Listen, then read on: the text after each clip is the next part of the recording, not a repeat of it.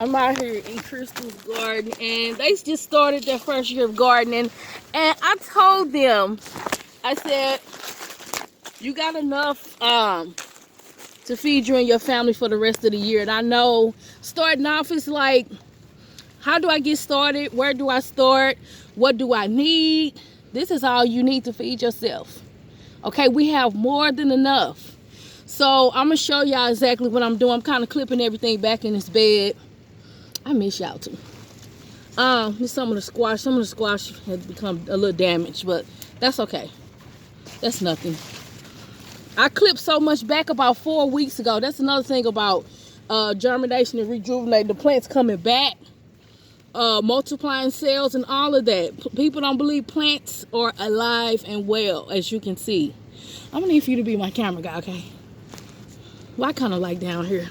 Come on, dig in. We finna cut back. This is Deshaun over here. Yeah, I need some gloves. You need some gloves? I don't need no gloves. People need gloves. I don't need gloves. You just gonna clip that end back. We're gonna start with this right here. So we just gonna clip some of the squash back right here, like I did a few weeks ago. Uh-oh.